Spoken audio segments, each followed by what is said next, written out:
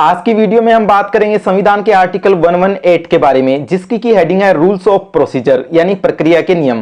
कहने का मतलब कि इस आर्टिकल में इस बारे में बात की गई है कि पार्लियामेंट के जो दो सदन होते हैं उनमें जो प्रोसीजर होती है उस प्रोसीजर को रेगुलेट करने के लिए रूल्स बनाने का अधिकार किसके पास होता है। इस बात का जवाब देने के लिए इस आर्टिकल में टोटल 4 क्लॉज हैं। तो आइए जानते हैं इन चारों क्लॉजेस को एक एक करके। क्लॉज 1 के प्रोविजंस के मुताबिक पार्लियामेंट का प्रत्येक सदन अपनी प्रोसीजर को रेगुलेट करने के लिए रूल्स बना सकता है। इसका सीधा सा मतलब यह हुआ कि लोकसभा की प्रोसीजर को रेगुलेट करने के लिए रूल्स बनाने का अधिकार है लोकसभा के पास, और राज्यसभा की प्रोसीजर को रेगुलेट करने के लिए रूल्स बनाने का अधिकार है राज्यसभा के पास। यहां पर जो ध्यान रखने लायक बात है वो ये है कि ये जो भी रूल्स बनाए जाएंगे लोकसभा या राज्यसभा के द्वारा, ये कॉन्स्टिट्यूशन के प्रोविजंस के अधीन ही रहेंगे।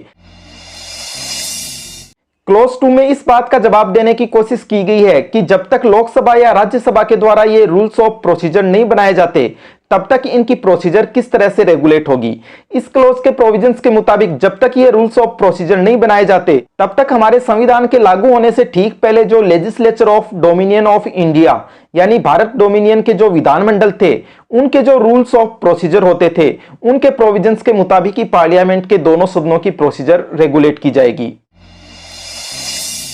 अभी तक हमें यह तो पता चल गया है कि लोकसभा और राज्यसभा के अपने अलग अलग रूल्स ऑफ प्रोसीजर होते हैं, लेकिन ऐसे में सवाल यह बनता है कि उस समय कौन से रूल्स फॉलो किए जाएंगे जब दोनों सदनों की जॉइंट सिटिंग यानी संयुक्त बैठक बुलाई जाएगी। इसी बात का जवाब दिया गया है क्लॉज 3 में। इस क्लॉज के प्रोविजंस के मुताबिक दोनों सदनों की जो जॉइंट सिटिंग की प्रोसीजर है और साथ ही साथ दोनों सदनों के बीच कम्युनिकेशन यानी संचार की जो प्रोसीजर है उससे रिलेटेड रूल्स बनाने का अधिकार होगा देश के राष्ट्रपति के पास। लेकिन इस तरह के रूल्स बनाने से पहले राष्ट्रपति को कंसल्ट करना पड़ेगा दो लोगों के साथ, फर्स्टली स्पीकर यानी लोकसभा अध्यक्ष के साथ और सेकेंडली चेयरमैन यानी राज्यसभा के सभापति के साथ। क्लॉज 4 में इस बारे में बात की गई है कि जॉइंट सिटिंग यानी संयुक्त बैठक की अध्यक्षता कौन करेगा। तो इसका जवाब यह है कि जॉइंट सिटिंग की अध्यक्षता करेंगे स्पीकर यानी लोकसभा के अध्यक्ष, और अगर वह एब्सेंट हैं तो फिर राष्ट्रपति द्वारा बनाए गए रूल्स के द्वारा ही यह डिसाइड होगा कि जॉइंट सिटिंग की अध्यक्षता कौन करेंगे। और इन रूल्स के मुताबिक लोकसभा अध्यक्ष के एब्सेंट रहने पर जॉइंट सिटिंग की अध्यक्षता करेंगे डिप्टी स्पीकर यानी लोकसभा के उपाध्यक्ष, और अगर वह भी एब्सेंट हैं तो फिर ऐसे में डिप्टी चेयरमैन यानी राज्यसभा के जो उपसभापति होते हैं वो इसकी अध्यक्षता करेंगे, और अगर वह भी एब्सेंट हैं तो ऐसे में जो मेंबर्स हैं वो ही मिलकर डिसाइड करेंगे कि उनमें से कौन जॉइंट सिटिंग की अध्यक्षता करेगा। कहने का मतलब कि जो चेयरमैन यानी कि राज्यसभा के सभापति होते हैं उन्हें कभी भी जॉइंट सिटिंग की अध्यक्षता करने का मौका नहीं मिलता। क्यों? क्योंकि वह ना तो लोकसभा के मेंबर होते हैं और ना ही राज्यसभा के मेंबर होते हैं, बल्कि वह तो देश के उपराष्ट्रपति होते हैं। इसलिए